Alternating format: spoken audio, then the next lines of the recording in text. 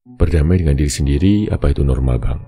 Berdamai sama diri sendiri itu wajib, bukan opsi. Bro, lo bisa pura-pura cuek ke orang lain, bisa lari dari masalah. Tapi ada satu orang yang lo gak bakal bisa hindari seumur hidup. Diri lo sendiri. Setiap malam sebelum tidur, yang lo hadapi ya lo lagi. Semua kebohongan, rasa minder, rasa bersalah, penyesalan, semua balik ke lo. Kalau lo gak bisa berdamai sama diri sendiri, hidup lo bakal penuh kecemasan, overthinking, dan akhirnya lo jadi musuh terbesar buat diri lo sendiri. Makanya, berdamai sama diri sendiri itu bukan sekedar self-love ala-ala, tapi fondasi buat lo bisa hidup tenang, fokus, dan berkembang. Karena kalau pikiran lo sendiri aja nggak bisa lo kendalikan, gimana lo mau menang di dunia ini? Nah, ada 3 teknik psikologi yang bisa lo pakai buat berdamai sama diri sendiri. Ini bukan teori kosong, tapi sesuatu yang bisa lo aplikasikan biar hati lo nggak terus-terusan berantem sama pikiran lo sendiri. 1. Radical acceptance. Terima dengan sadar, bukan pasrah. Kebanyakan orang kalau ketemu hal yang gak mereka suka dari diri sendiri, mereka langsung menyangkal atau malah kabur dari kenyataan. Akhirnya apa? Makin stres, makin gak berkembang. Radical acceptance itu bukan berarti lo pasrah atau nyerah, tapi lo sadar dan terima. Kalau ada hal yang gak bisa lo ubah saat ini, lo akui itu, lo sadari, tapi lo juga ngerti kalau lo punya pilihan buat tetap maju. Contoh konkret, lo sadar kalau sekarang lo masih gagal dalam banyak hal. Karir lo seret, fisik lo gak sebagus yang lo mau, mental lo masih labil, tapi lo terima itu tanpa drama. Lo gak denial, gak nyalahin diri sendiri. Dari titik penerimaan itu, lo mulai gerak buat ngubah apa yang bisa diubah. Buku rekomendasi The Happiness Trap karya Ras Harris. Pelajaran terpenting, lo bisa tetap hidup tenang walaupun keadaan gak sesuai ekspektasi. Ketidaknyamanan itu bukan musuh, tapi bagian dari perjalanan. 2. Self-distancing. Lihat diri lo dari luar diri lo. Kenapa orang gak mau kasih saran ke temannya, tapi pas kena masalah sendiri malah galau gak jelas? Karena mereka terlalu terjebak dalam pikirannya sendiri. Self-distancing ngajarin lo buat ngeliat lo dari perspektif orang lain. Bukan biar lo insecure, tapi biar lo bisa ngambil keputusan yang lebih objektif, tanpa dikendalikan emosi sesaat.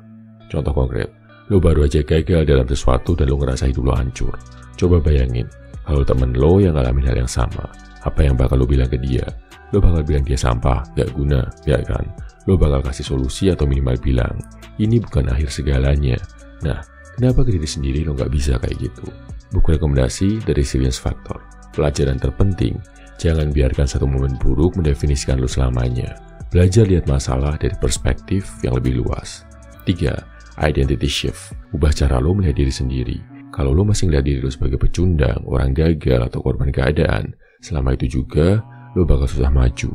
Karena otak lo bakal cari bukti buat ngevalidasi keyakinan itu. Tapi, kalau lo ubah cara lo melihat diri sendiri, semua tindakan lo bakal berubah.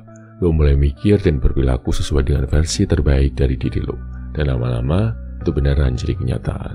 Contoh konkret, jangan bilang, gua orangnya gampang nyerah. Ubah jadi, gua orang yang selalu nyari cara buat bangkit. Jangan bilang, gua bukan orang yang disiplin.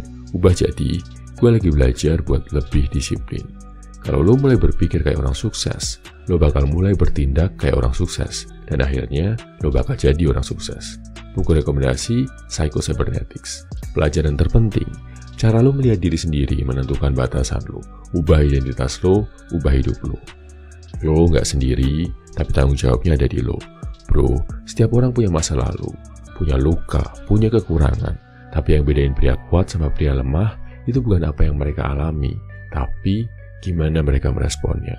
Lo punya kendali penuh buat milih, mau terus jadi musuh buat diri sendiri, atau mau belajar berdamai biar lo bisa fokus buat jadi lebih baik.